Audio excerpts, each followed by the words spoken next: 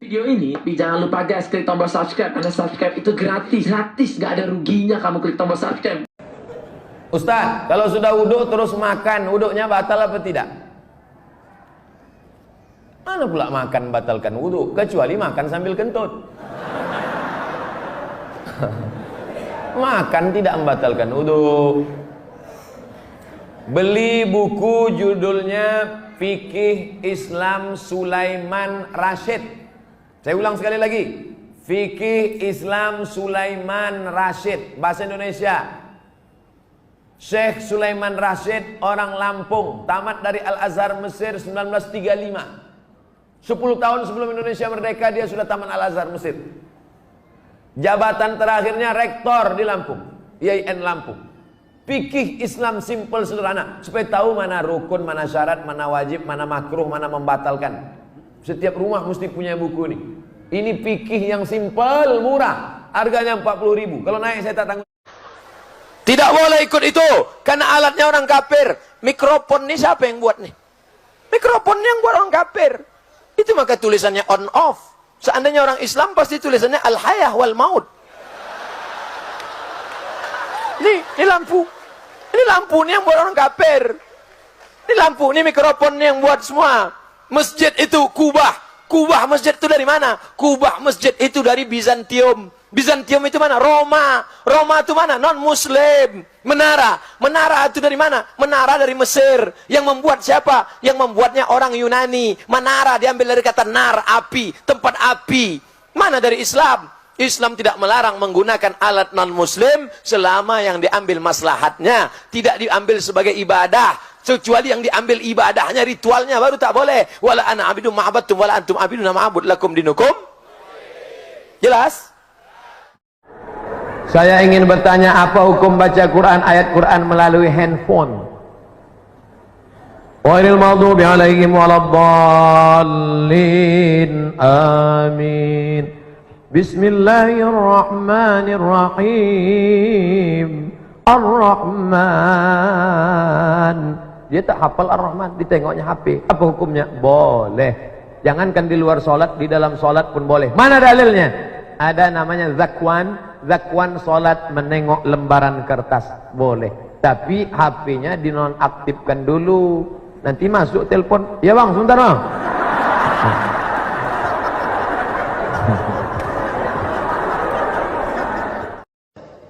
Bolehkah minum dengan tangan kiri? Haram. Kalau tangan kanan belepotan nasi. Tangan kanan belepotan nasi. Pakai tangan kiri. Bismillah. Cara minumnya gini. Bismillah.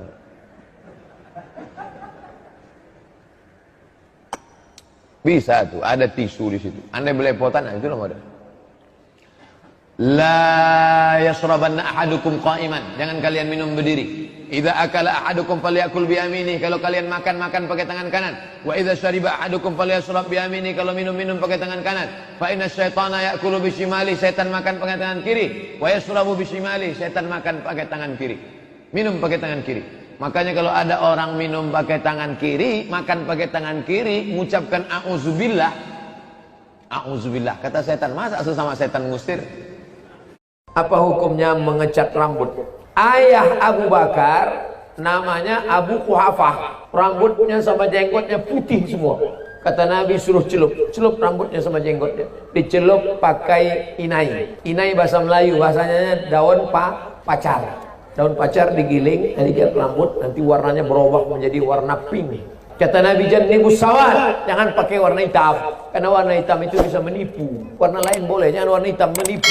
Jadi kalau ada unsur menipu tak boleh, tapi kalau tak ada unsur tipu boleh. Mana dalilnya? Karena ketika perang, kata Nabi, yang tua-tua boleh cat hitam, yang tua-tua cat hitam. Karena untuk perang, supaya apa? Supaya musuh melihat, pasukan Muhammad anak muda semua, padahal tua-tua pun ada. Jadi kalau ada unsur tipu haram, kalau tak ada unsur tipu boleh. Sumbernya di mana? Kitab namanya Fatwa Al-Azhar, Fatwa Al-Azhar, yang menulisnya namanya Syekh Atiyah Saqar dari Mesir. Pak Ustadz, apa hukumnya memberi jarak sholat 1 meter dalam sholat berjamaah di saat wabah? Sawus sufuf, luruskan shaf. Qadamun bi qadamin, kaki rapat dengan kaki, mangkibun bi mangkibin, bahu dengan bahu.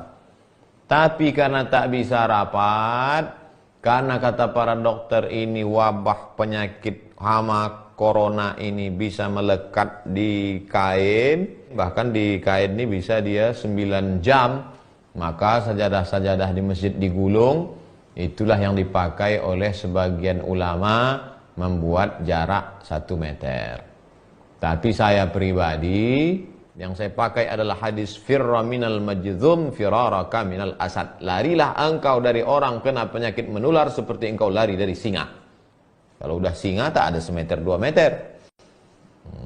Sekarang ini sholat di rumah.